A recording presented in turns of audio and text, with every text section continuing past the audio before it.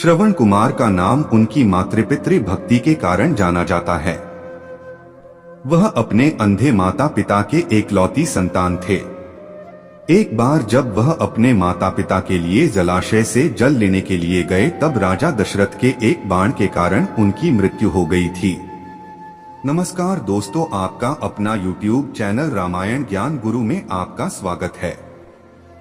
Video अच्छी लगे तो लाइक और चैनल को सब्सक्राइब जरूर करें। जब भी बात माता पिता की सेवा करने की आती है तो श्रवण कुमार का नाम सबसे पहले आता है। यह बात त्रेता युग की है, जब भगवान राम के जन्म से थोड़े समय पहले श्रवण कुमार नाम का एक लड़का था। श्रवण कुमार के माता पिता अंधे थे, इसलिए उन्होंने बड़ी ही मुश्किलों और कठिनाइयों से लड़ते हुए श्रवण कुमार को पाला था। इसलिए जब श्रवण कुमार लायक हो गए, तब वह अपने माता पिता की सेवा करने लगे। अधिक पढ़े। एक बार श्रवण कुमार के माता पिता ने इच्छा जताई कि वे तीर्थ धाम की यात्रा करना चाहते हैं। तब श्रवण बांस की दो बड़ी बड़ी टोकरियां लेकर आए और उन्हें बीच में एक मजबूत लकड़ी से बांध दिया। इस तरह वह एक तराजू की तरह बन गया, जिसमें उन्होंने एक टोकरी में अपनी माता को बिठाया था तो दूसरी टोकरी में अपने पिता को बिठाया और लकड़ी के बीच में अपना कंधा लगाकर उठा लिया और अपने माता पिता को तीर्थ धाम की यात्रा पर लेकर चले गए। जब लोगों ने यह देखा कि एक पुत्र अपने अंधे माता पिता की किस तरह सेवा कर रहा है, तो उनका नाम मातृपितृ भक्त श्रवण के रूप में प्रख्यात हुआ। अधिक पढ़े। श्रवण हर रोज काम करने के लिए घर से निकल जाते थे। इसके बाद वह जंगल से लकड़ियां काटने के लिए जाते और अपना चूल्हा जलाने के लिए लकड़ियां जंगल से बटोर कर लाते। उसके बाद चूल्हा जलाने के बाद वह अपने माता पिता के लिए खाना बनाते। श्रवण इतनी मेहनत करते देख उनके माता पिता हमेशा यह सोचते थे कि वह कब इस उलझन से मुक्त हो पाएंगे। श्रवण की माता घर के काम करने के लिए श्रवण को मना करती, लेकिन फिर भी श्रवण कुमार अपना कर्तव्य मानकर घर और बाहर का हर काम स्वयं करते थे। श्रवण कुमार की मृत्यु कैसे हुई थी? एक रोज श्रवण कुमार खाना बना रहे थे। तब उनके माता पिता ने उनसे कहा कि उन्हें प्यास लगी है। अपने माता पिता की प्यास बुझाने के लिए श्रवण कुमार नजदीकी जलाशय से जल लेने के लिए चल पड़ते हैं। जब श्रवण जलाशय से जल भर रहे थे, तब उनके बर्तन से ऐसी आवाज निकल रही थी जैसे कोई जानवर पानी पी रहा हो। ठीक उसी समय अयोध्या नगरी के राजा दशरथ शिकार के लिए जंगल में आए हुए थे।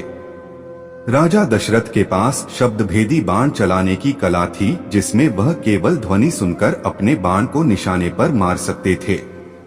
श्रवण कुमार पानी भर रहे थे। उनके बर्तन से निकलने वाली ध्वनि जब दशरथ ने सुनी तो उन्होंने सोचा कि वह कोई पशु है जो कि जल पी रहा है।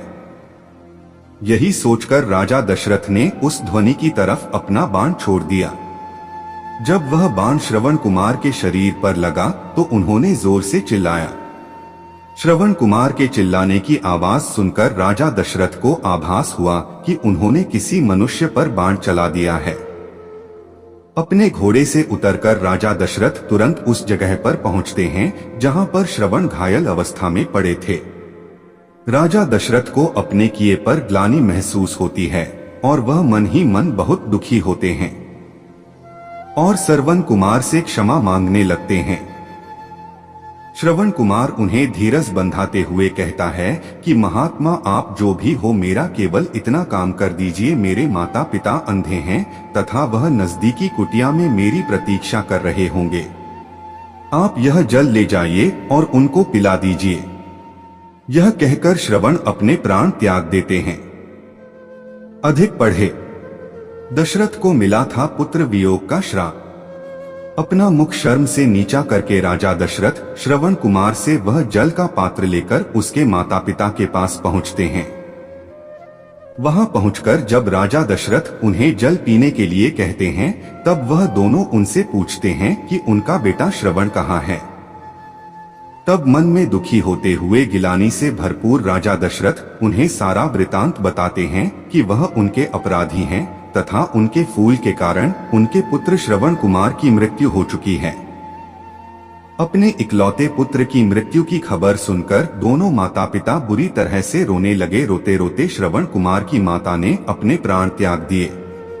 तब श्रवण के पिता ने राजा दशरथ से कहा, हे राजन, तुम्हारे एक भूल के कारण मेरे पूरे परिवार का विनाश हो गया। पहले मेरा पुत्र मारा गया और अब मेरी पत्नी ने भी प्राण त्याग दिए, तो अब मैं भी अपने प्राण त्यागने जा रहा हूँ।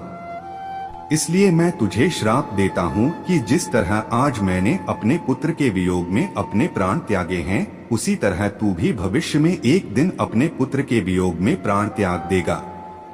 राजा दशरथ को यह श्राप देते हुए श्रवण के पिता भी अपने प्राण त्याग देते हैं।